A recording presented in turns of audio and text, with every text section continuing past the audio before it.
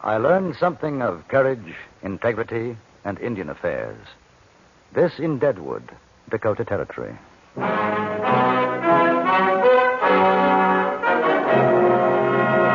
Frontier Gentlemen.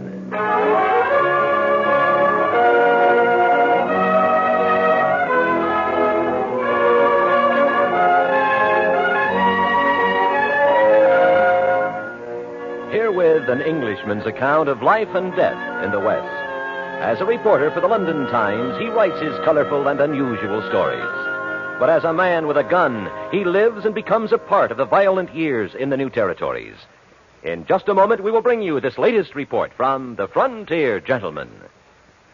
Stars twinkle in the eyes of Mitch Miller every Sunday night over CBS Radio. Every Sunday, a galaxy of the brightest stars in the entertainment firmament shine when they visit Mitch and tell their intimate stories of their lives, their offbeat, humorous anecdotes, and the truth about careers which rival fiction. Authors, artists, singers, and musicians, you really reach the stars when you join Mitch Miller, Sundays over most of these stations. Don't miss CBS Radio's Mitch Miller Show tonight.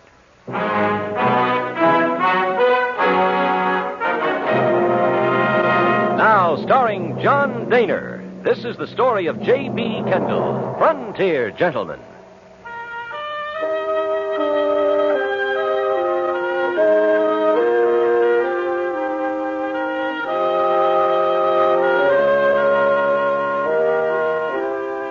A few weeks ago in Deadwood, I had attended the trial of a Sioux policeman named Crow Dog. He had killed a great chief, Spotted Tail, and refused to offer any defense for his crime. The man was convicted and sentenced to hang. When I returned from Cheyenne following the horse race, I found a message at my hotel asking me to call at my earliest convenience on Mr. Harry Clum, whom I remembered to be Crow Dog's attorney. I went immediately to his office. Mr. Kendall? Yes. I recall seeing you at the trial. Won't you sit down? Thank you. I understand you're to be congratulated. Oh, you mean winning the race? Well, I was lucky. You made quite a name for yourself between here and Cheyenne. I had good advice and a good horse. Oh, modesty. I shall refrain from embarrassing you further. Now, let me speak of the subject at hand. You're a newspaper correspondent, are you not, Mr. Kendall? As I understand, writing for the London Times. Yes. I assume that you've attended trials in the past, both here and in England. Several. Well, our procedures are perhaps somewhat crude in comparison to those you have witnessed, but I believe for the most part honest endeavors in the name of the law. And if you're referring to Crow Dog's trial, I think it was fair, yes. But justice it was not, sir. He didn't kill Spotted Tail? Yes, sir. Yes, he killed him. But why? Why? Are you suggesting self-defense? The white man's connotation, no. But to a Sioux, to Crow Dog, perhaps yes. You didn't mention anything like that during the trial. I couldn't. I was honor bound not to. Crow Dog had sworn me to secrecy. In divulging what I believe to be true, you must give me your word of honor to respect the confidence, sir. Of course, but I don't see In order to save my client, Mr. Kendall, to put it bluntly, well, I wish you to intercede. How? What could I do? Well, sir, perhaps through the use of your great newspaper. I must exhaust every possibility to save Crow Dog. Time's growing short. Now, first, let me tell you of the circumstances in the crime. Of course, you recall the victim, Spotted Tail. Oh, yes. He was one of the chiefs who went to Washington for the conference in 1870, wasn't he? Exactly. Spotted Tail, Sitting Bull, That's right. Red Cloud, Yes. Swift Bear, a dozen more of the great chiefs. I remember. Yes. I shall not go into the devious maneuverings of plot, counterplot, jealousies, but suffice to say, there were factions within the Sioux Nation constantly at war with each other, as well as the white man. Well, Just bear with me, sir. We come now to Crazy Horse. After his capture and treacherous imprisonment, he tried to escape and was killed. Murdered, perhaps, is the better word. Well, I'm afraid I don't follow you. What has this to do with Spotted Tail and Crow Dog? It was the followers of Spotted Tail who seized Crazy Horse, held him while the soldier bayoneted the chief. And Spotted Tail was an enemy of Crazy Horse? There are those who say so.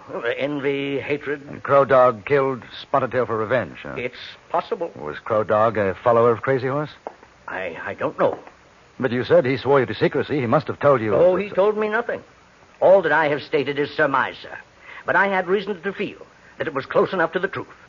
I took it to Crow Dog and suggested that we use it in his defense. He refused. Did he admit that it was true? He denied nothing, admitted nothing. All that he would say was that were such a defense to be used, It would rekindle the flames of jealousies, even war between the nations. And he still wouldn't tell you why he killed Spotted Tail. No. Perhaps inadvertently I'd stumbled on the reason. Now, according to Sioux custom, Crow Dog made a settlement with the relatives of the dead man. But because of Spotted Tail's importance, the government decided to prosecute Crow Dog. When is the day of execution? Well, sir, unless my plea for a stay is allowed, next week, Monday. Well, do you think if the facts, at least as you believe them to be, if they were known, it would make a difference? Well, it might. But even were I to send my story to London, it would be weeks, even months before it's printed. Oh, I realize that, sir. But I thought that you might have some influence with the authorities in Washington. Oh, no, not the slightest. Now, the only thing I can suggest is that you try to make Crow Dog tell the truth as to why he killed Spotted Tail. I'm afraid it's useless. He's not afraid to die. In fact, he'd rather do so than divulge whatever reason he had for the killing. I don't think it would be much use, at least not to Crow Dog, but I should very much like to see him. Oh, well, sir, I might be able to arrange that. If you'll talk to me, there's always the possibility that something will slip out. Well, I'll go down and see John Molson. He's the jailer. A fair man. I'm sure he'll consent to the interview. The next evening, accompanied by Mr. Clum, I went to the jailhouse, and there met John Molson, who had given his permission for us to see Crow Dog. I wish to how all the prisoners was as easy to handle as that Injun. Make my work a lot easier. Has he talked to you much, John? No, sir. Just polite is all. Thanks for whatever little thing I can do to make his last days comfortable. These fine evenings, I give him leave to sit around in the courtyard. Ain't no call to leave a man locked up while he waits to die. Aren't you afraid he might try to escape? I asked him to give his word on that.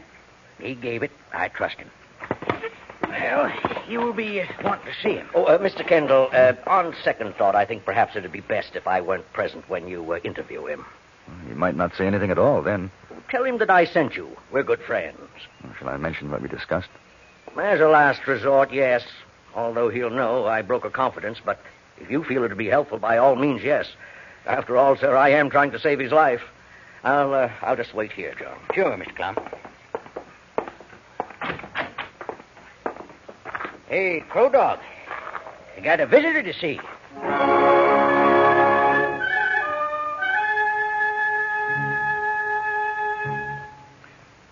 Do you ever say, I have a good memory for faces, but names? Well, then, how about recognizing voices? Could you identify a famous personage just by his voice? That's what Maury Amsterdam, Orson Bean, Dagmar, and Ralph Story will try to do today on Says Who. Maybe you can place the voice before the panel does when CBS Radio brings you Says Who over most of these stations. In any case, you can place the laughter because it'll be yours as you enjoy the sallies of the panel presided over by Henry Morgan on Says Who, today on many of these same stations.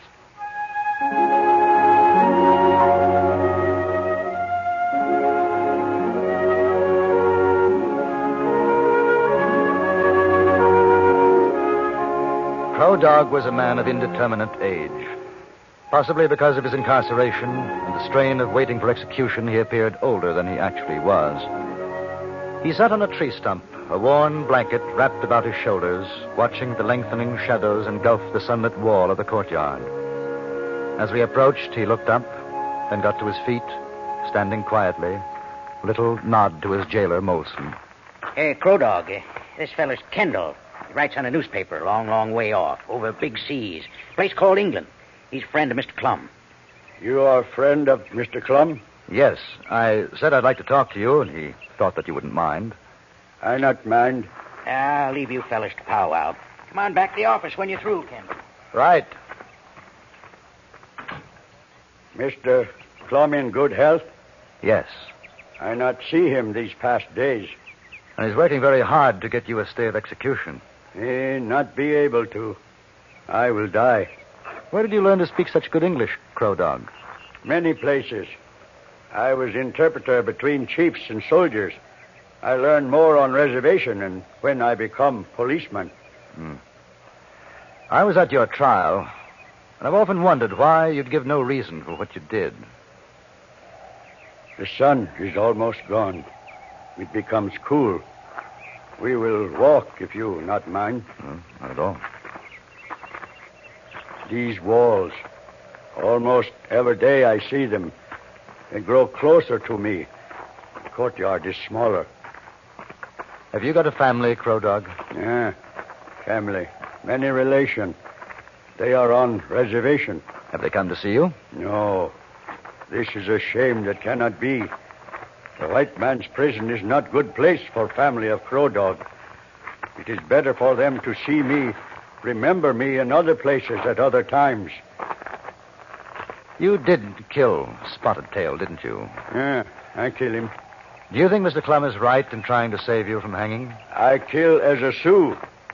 This a thing no white man can understand. Now, I die in the white man's way, the thing no Sioux understands. If you could go free, would you tell the truth as to why you killed Spotted Tail? No. It was a thing between us for no other ears. Was it because of Crazy Horse? Mr. Clum give his word to me. He has broken it. He wants to save you. He thought I might be able to help. He has told no one else. When he gave his word, I trusted him as I would trust few white men. You can still trust him. The time for him to have broken his word was at the trial. He didn't do so. You can't blame him because he wants to help you now, before it's too late. He think what he wishes about Crazy Horse. I have nothing to say. Will you tell Mr. Molson there's a chill? I am ready to go inside. Yes. I wish I could do something to help you, Crow Dog. There is no need. I thank you. Goodbye.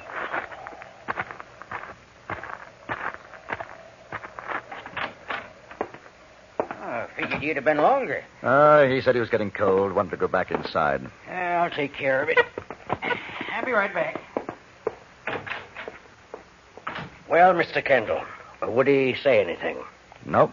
You mentioned Crazy Horse? Yes, I think it was a mistake. He seemed to feel worse about you breaking your word than the fact that he's going to hang. Perhaps it was wrong. I don't know. It was a small hope at best. Except now I suppose he feels that he's lost his last friend. On what grounds have you applied for a stay of execution? Flimsy, terribly weak. If the government is determined that he shall hang, and I'm afraid they are, there's no chance. I based it upon the fact that he had satisfied tribal law by paying the settlement. That if tribal custom forbade him giving just and good reason for his act, that in itself is mitigating circumstance calling for a new trial. You know, from what I've seen out here, Mr. Clum, it must be very difficult to enforce your laws on the Indians. Oh, for both sides, sir, for both sides. We to impress our wills, they to understand why we do it. Crow Dog said something like that while I was talking to him. I sometimes wonder whether we're right, sir. We cheat, we lie to them and kill them, and then under the guise of Christianity, of civilization, we bring them to trial because they dare to emulate us. Where is he? Crow Dog. Why, he... in the courtyard, I left him there. He's not there no more. Cussed suck-egg dog of a Sioux. He's broke his word. I might have knowed. Never trust an Injun. He's gone over the wall.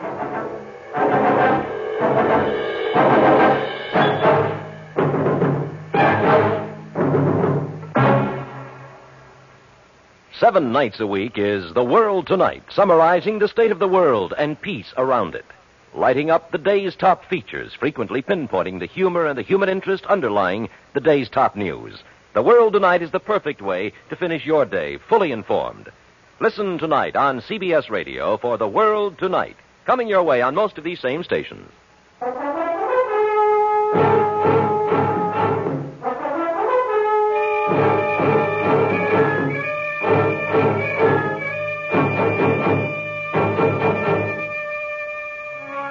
A posse of deputies was hurriedly rounded up. They searched Deadwood and the outlying areas throughout the entire night, but Crow Dog had disappeared. The next morning, Mr. Clum and I were called down to John Molson's jail office. Another man was seated, obviously waiting for us. He chewed on a sliver of wood and had an odd habit of keeping his head lowered and watching us under the brim of his hat. His name was Gene Geddes. His badge proclaimed him a deputy marshal. I hear it was you, Kendall, was the last to see him. That's right. Give you any idea what he had in mind? Not that I can think of. Well, now, there's an important government prisoner escaped. My job's to get him back for hanging. Ain't that so, Molson? Yep. So if that Injun said anything to you, maybe give us an idea where he's going. Well, that's what I want to hear about. Sorry, I can't help you. Well, what'd you talk about? His trial, testimony, or lack of it. I guess he told you he's innocent. They always are. As a matter of fact, no, he didn't. He spoke of his family. I asked if they'd visited him. He said no. He didn't want them to see him in prison. Family, huh? I'll give you odds that's where he's gone, then. To the reservation? Sure. Figures the rest of his kind will hide him out. Well, don't worry, Molson. I'll bring him back by hanging day. Would you object if I rode with you? Well, I'm sorry, Mr. Kendall. This is government business. Well, I'm an accredited correspondent for the London Times. I'm going to write a report on this, and I'd rather get my information firsthand than to write what I'll have to imagine, you know. That's all right with me if the marshal says so. You'll have to see him first. The marshal was impressed with my credentials and had heard about my race from Deadwood to Cheyenne. I was given permission to accompany Geddes to the reservation. We left that afternoon. Is that the horse you won the race with? Yes, Don't look like he could have done it. he did. How come you're so interested in that Injun, Crow Dog? I'd like to find out why he killed Spotted Tail. And after meeting him, I'd rather not see him hanged. Well, mister, you being English and all, I guess you don't know about these people. I guess I'm being soft in the head to call them people, savages near to animals or not. You ever fight them? I've had to once or twice. You ever see what they do to folks? Women, children? It's not pleasant. Of course, I'm with you on one thing. Don't seem to matter if an Injun scalps another, but they got to learn the law. Keep them on the reservation and teach them the law. It's the only way. The only way for what? For peace. We licked him in war, now we got to keep him licked. Now, you take this Crow Dog. Like as not, he's got himself good and drunk by now, maybe done some more killing. Next thing you know, he'll up and kill a white man. Ah, no, I don't think so. Oh, you don't, huh? Well, I seen raiding parties fresh off the reservation. I seen what they done to miners, settlers. Why do you think they'd do it? Why?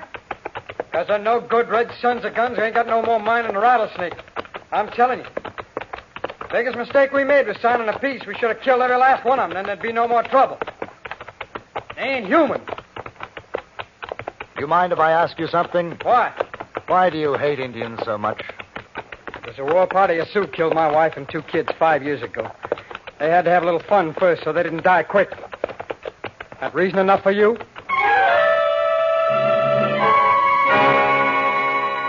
His face livid, Geddes spurred his horse forward and rode on in front of me. That night we camped. We didn't say much to each other. There wasn't anything to say. He was a man dedicated to the extermination of Indians. He'd already told me his reasons. I had no inclination to argue with him.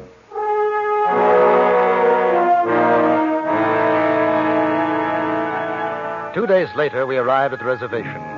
Our presence was greeted with hostile silence, and it was some time before we gained the information as to where we could find the family lodge of Crow Dog. When we reached it, there was not a soul in sight. They knew we was coming. We was 10 miles off. How much you want to bet one of them's got Crow Dog hiding out? I wouldn't want to bet. Let's have a look inside his lodge first. That's a waste of time. But you better keep your gun handy. They ain't beyond taking a scalp when there's a chance. Mr. Kendall. Crow Dog. It's good to see you On again. your feet, Injun. Put away gun, white man. I am unarmed. That's good. Come on. No. I'm taking you back for hanging, Injun. That's the law. That's a law that if you try and stop me, I'll put a bullet right between your eyes. I have come back here to say goodbye to family and relations. When that is finished, I return to Deadwood and the hanging. You're going now. White man, you are on reservation. There are many Indians here. You kill me, it does not matter. I must die, as your law has said. But kill me here, and you and Mr. Kendall will both die. Injun, I'm telling you for the last Listen to what time, he's saying, Geddes. Don't be a fool. Mr. Kendall, I give my word. I go back. I believe you. You siding in with him, you an Injun lover? I don't feel like dying because you want to kill this man. I'd rather take his word. Stinking Injun. Whole place stinks of Injun. Well, it don't matter to me. If he won't come peaceable now, the soldiers will catch up with him. I'm getting out. You go too, Mr. Kendall. Yes. I trust you, Crow Dog. I want you to know that Mr. Clum and I both trust you. We don't feel the way Geddes does. When I have said farewells, I go back. Geddes didn't return to Deadwood with me. He stopped at a stage station and proceeded to get very drunk. I stayed with him for a day, then decided to go on alone. Mr. Clum wasn't in his office when I rode into Deadwood, so I went down to the jailhouse. He was there, with Molson and a third man, Crow Dog. How are you, Kendall? Where's Geddes? He'll be here later. A little trouble with his horse. Oh. Hello, Crow Dog. Glad to see you safe, Mr. Kendall. I'm glad to see you, Crow Dog. You not expect to, huh? I'm not sure I would have blamed you. In white man's eyes, I was a murderer. We must live as the white man tells us. So, I come back. Then you'd better return at once to the reservation, Crow Dog. Yeah, I go. Go? What are you talking about? A pardon, Mr. Kendall. While he was gone, a pardon came. Crow Dog is a free man. Mr. Clum was never able to find out just why the pardon had been granted. Perhaps it was in part due to his eloquent appeal, and then again, the Indian Agency may have felt an injustice had been done. It didn't really matter. For whatever reason, Crow Dog had gone home.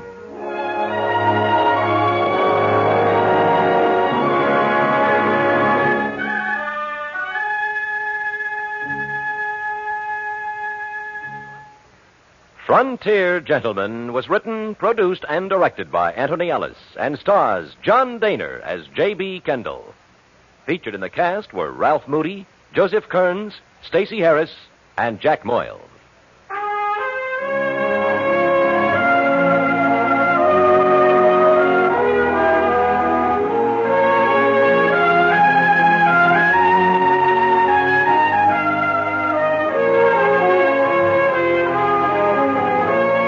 Join us again next week for another report from the Frontier Gentleman. Bud Sewell speaking.